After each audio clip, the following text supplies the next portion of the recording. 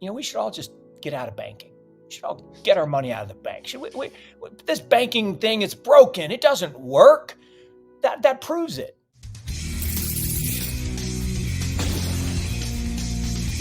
It's so hard to pinpoint single causes, but I think your analysis was spot on in that somebody got liquidated or some buddies got liquidated.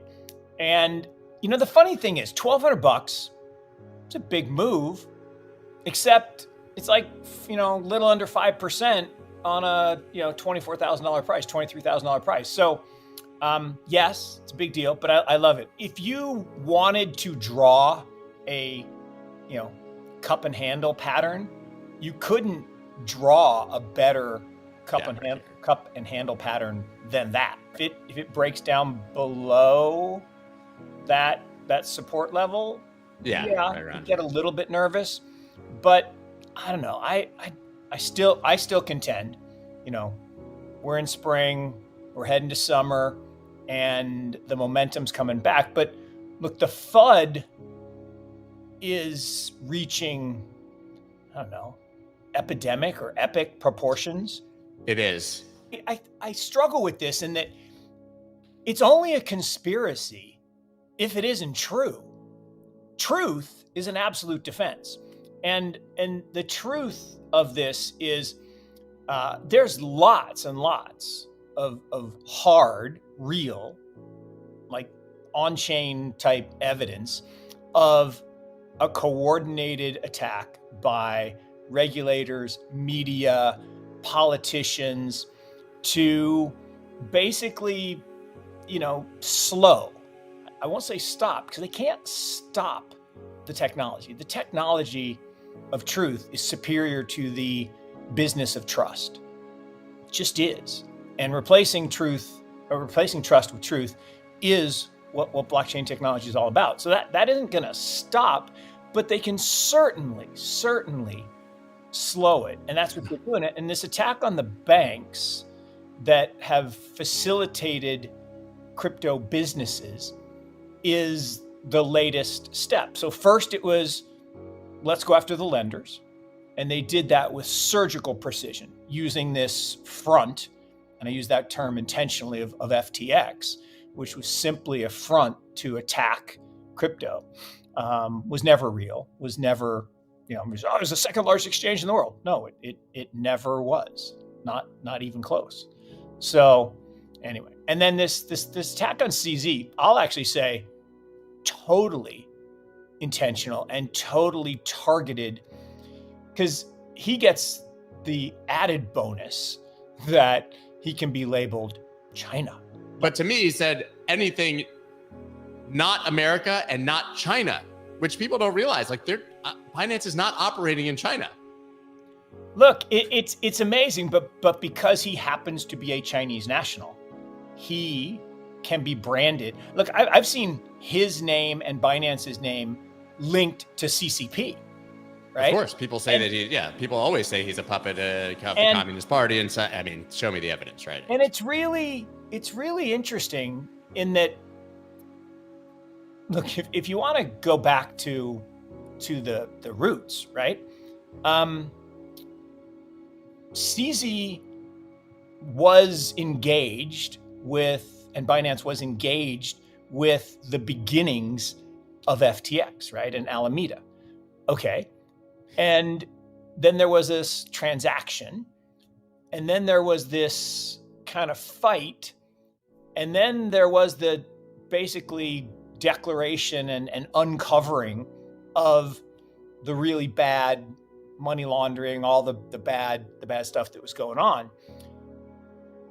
Now those people are unhappy because they've been exposed, so they're trying to turn the vitriol on him. And I'm like guys, I just called a spade, and I admire his resilience in the face of some pretty powerful people coming after you, and I always admire his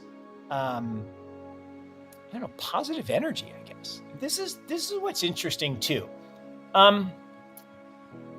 We all want this market to be robust and healthy. But here's my take. When you have the vast majority of an asset completely illiquid, right? I mean, there's the super illiquid, the stuff that's probably lost or stolen or locked or can't get a multi-sig name or signature. Okay, then you got the piece of the I'm a hodler and I'm never, pry it out of my cold dead hands. But then you've got the people who are actually accumulating, and they're actually in a buy mode, not a sell mode. So you get this increasing foundation of just illiquidity. So the marginal trading, and that has to cycle through over and over and over again. And that just creates these really volatile markets. And people look at that like this is the myth of market cap, right? If you put 100 shares traded of Microsoft stock on NASDAQ, whatever the price is, I don't even know what the price of Microsoft is, $200, call it. And then you say, okay, well, because there are 10 billion shares, the market cap is X. What are you talking about? If you tried to sell 1 million shares, you wouldn't get that price. If you tried to sell a billion shares, you wouldn't get that price. And so this idea that a 5% move because 40,000 coins shifted hands, I don't. We trust people, but to your point, zero probability that you could realize that money. Yeah. But that was the other part of the FTX debacle, right? Is you float 1% of these SAM coins and you get a price, and then you say that the rest of the 99% that doesn't trade is worth so much money, and you pledge it as collateral and you borrow real money, like actual money against that. That is fraud, right? Of the highest nature. And now I heard this morning, once again, 8.9 billion has gone missing from the FTX thing. That 5 billion they recorded of liquid assets, that wasn't real. That was FTT and Serum and stuff that isn't worth what they think it is to this point. So I don't know if we can just get past this myopic focus on some bad people did some bad stuff. They did, and that's tragic. But the thing that I'm struggling with, Scott, and I think I may have said it yesterday, is there have been 538 banks that have gone bust since the global financial crisis. Not during the global financial crisis, not before the global financial, just since. Do we talk about, we should all just get out of banking. We should all get our money out of the bank. Should we this banking thing is broken. It doesn't work. That proves it. No. One exchange goes down. 2 exchanges, 10 exchanges. There are 500 exchanges. And we say, well, we don't need exchanges. Yeah, we kind of do. And we probably don't actually need 500, but we need some. And we need the ability to transact, between ourselves until such time as the world is completely on-chain and DeFi, which is not tomorrow. When the shoe was on the other foot, probably a bad analogy, but true, right? When you were the pariahs, because you were the upstarts and in the sketchy, dodgy business, and this was a quote unquote a real bank, they made a strategic decision. Now, look, I'm not a fan of the actual people that run this particular organization. And, I'm not as adamant about them being evil as Mr. Cojotes. And by the way, never, ever tussle with Mark Cojotes.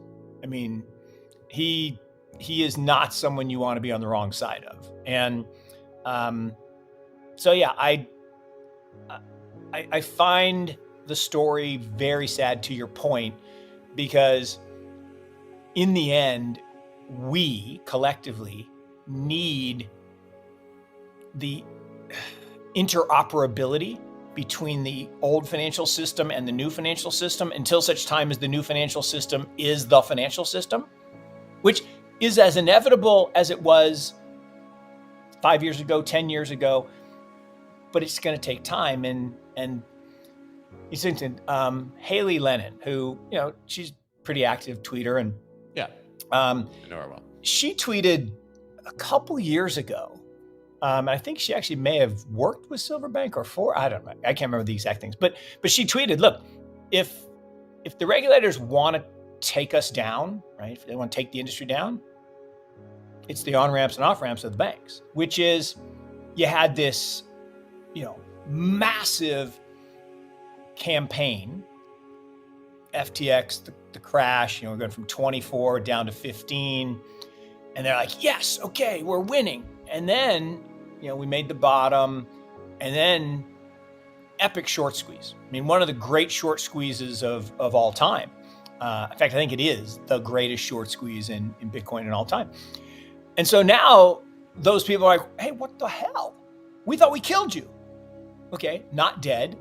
So what'd they have to do? They had to amp up the game. And they are amping up the game. And I think, this is the casualty of war here.